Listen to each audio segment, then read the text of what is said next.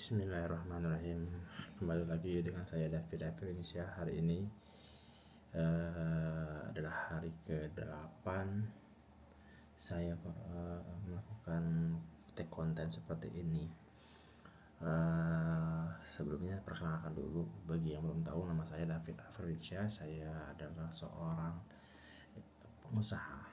Saat ini punya brand Tufan dan Tubita, dan ada beberapa project lainnya yang insya Allah akan segera launching juga tahun ini.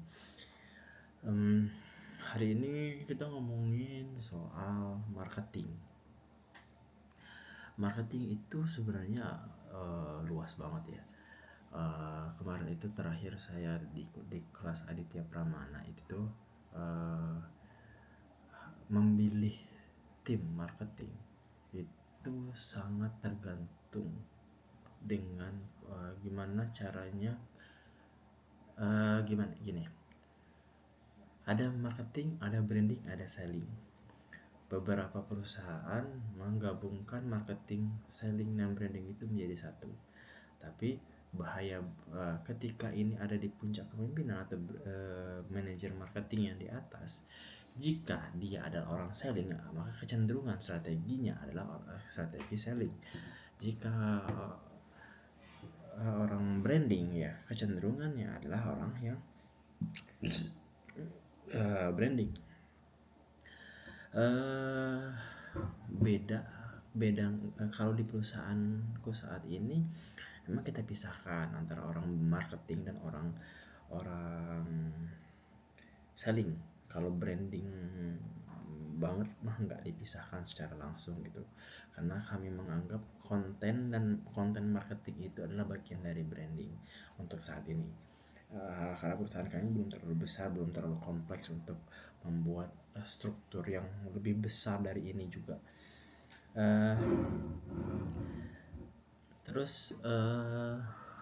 Nah, kalau di perusahaan kami, ya bagian dari marketing itu adalah bagian yang mencakup antara branding dan selling gitu.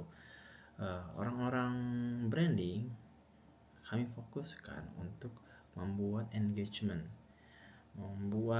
membuat konten-konten yang bisa menghasilkan purchase engagement atau reach. Nah, tapi di tengah, dan orang selling adalah orang-orang yang mencari sales, mencari penjualan. Nah, di tengah-tengah ini itu ada orang advertiser, meta advertiser, dan TikTok advertiser.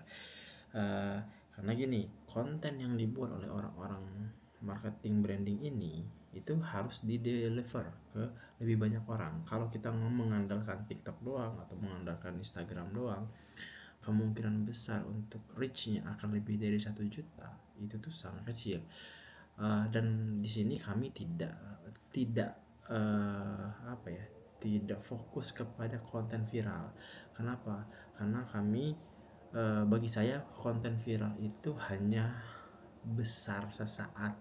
Kalau tidak di-maintain dengan baik, mungkin efeknya hanya 1 minggu atau 2 minggu, mungkin beberapa minggu lah ya. Kalau berbulan-bulan kayaknya agak terlalu lama satu konten viral bisa menjadi berefek ke selanjutnya. Tapi konten yang viral ini ya harus kita follow up terus, gimana caranya tetap punya efek ke selanjutnya. Nah, daripada kami fokus ke bikin konten viral, lebih baik kami mengandalkan konten-konten yang konsisten, konten yang branding yang konsisten, yang mengarahkan kepada value kami. Nah, ini tadi orang branding nih yang ngomongnya, itu orang-orang konten branding yang bikin konten itu. Nah, orang advertising ini ya memperluas jangkauannya, dan juga harus KPI-nya adalah mencarikan target market yang sesuai untuk membeli produk ini dari value yang kita deliver dari konten-konten marketing tadi. Jadi ya kerjasama lah istilahnya ya, kerjasama. Nah, dari konten yang tadi diviralkan oleh orang-orang advertising, masuk landing page, masuk website kami, masuk Shopee, masuk TikTok. Nah itu tuh adalah tugas dari orang-orang selling untuk menerima, menjadikan menjadikan konten-konten tadi tidak hanya menjadi leads. Bahasanya di sini kita ngomongin leads. Jadi tidak hanya cuma menanya doang ya, harus terjadi pembelian atau dirayu untuk menjadi pembelian. Ketika leads masuk itu ada beberapa kemungkinan.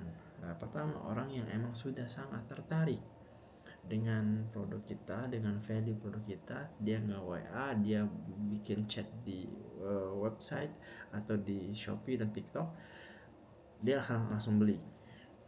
Nah, ada juga yang masuk leads itu chatting, belum tentu langsung beli hari itu juga. Ada kemungkinan dia hanya nanya-nanya dulu, nanti akan beli di beberapa hari berikutnya. Atau ada juga yang iseng aja ngeklik dan ternyata dibales nih. Nah, kalau yang pertama tadi itu tidak perlu effort kita untuk memfollow up mereka, bahkan tidak perlu diapa-apain, insya Allah sih mereka langsung beli gitu. Nah tapi ada beberapa orang-orang, 2 orang ini tuh ya harus di follow up. Bagaimana cara memfollow upnya? Ya kita tanyakan keperluan mereka apa. Kalau keperluan mereka adalah untuk pakaiannya yang emang untuk, ini brand saya Tubita ya, emang untuk mereka mau umroh ya kita rekomendasikan pakaian-pakaian umroh yang sesuai dengan keinginan mereka. Atau pakaian mereka mau pengajian atau mau seragaman untuk nikahan. Nah itu ya kita ya tugas dari orang-orang selling ini, orang-orang sales inilah yang bertugas untuk menangkap leads itu untuk menjadi penjualan.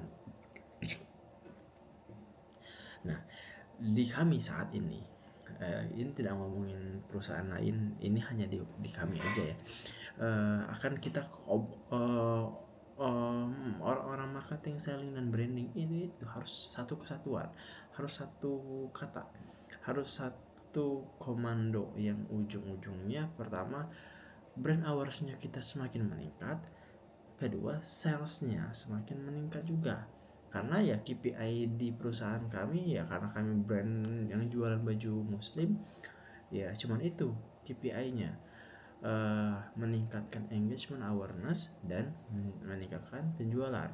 Tapi yang utamanya adalah penjualan. Apalagi sih yang mempengaruhi marketing tim.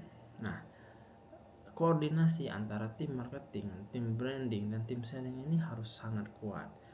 Dan kalau di kami satukan menjadi satu kelompok scrum atau satu tim atau grup scrum yang mereka harus setiap hari update apa yang mereka lakukan hari ini, apa yang mereka kerjakan hari ini, dan apa yang belum dikerjakan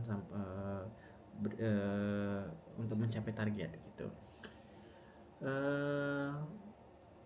Apa ya, ketika kita ngomongin marketing, karena saya adalah orang marketing atau karir saya itu dimulai dari marketing Facebook Ads advertising. Jadi beda banget sudut pandangnya ketika saya ngomongin sales dengan data dan orang-orang branding ngomongin datanya engagement. Ada kemungkinan viralnya lebih besar tapi nggak convert ke sales, atau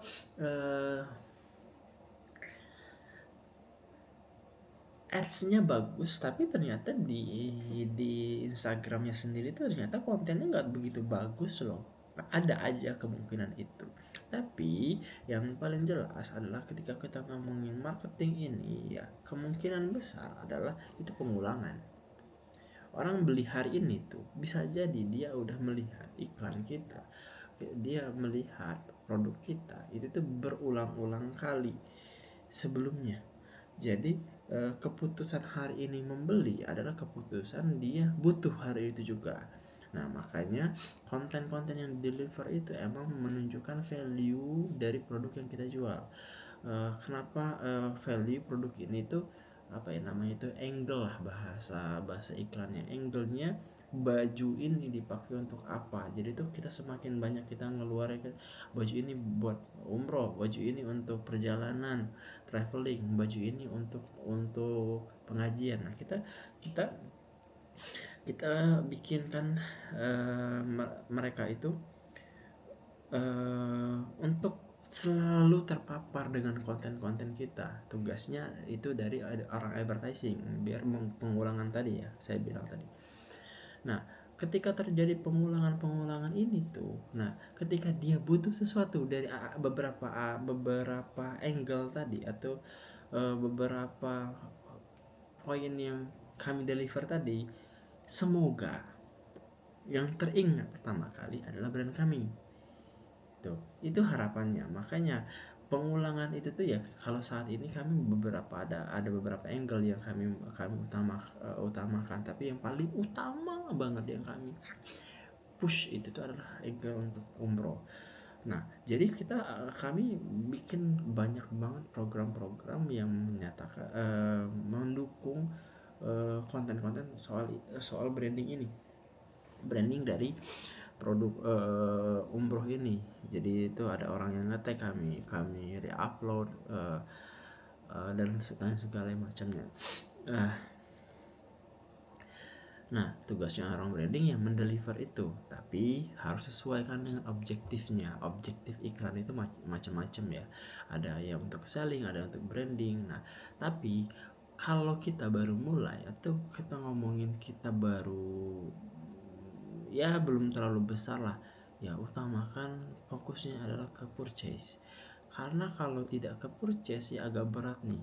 Karena ya perusahaan atau usaha itu berjalan karena ada penjualan atau pembelian, ada cash flow yang lancar. Kalau kita nggak ngefokuskan fokus utama kita ini untuk sales, ya boncos lah. Beda ceritanya nih kalau kalian dari awal udah punya investor, atau emang diri sendiri nih pas buka usaha udah punya modal yang lumayan besar, ya pengalokasiannya untuk budget marketing brandingnya lebih besar, nggak masalah. Itu pilihan.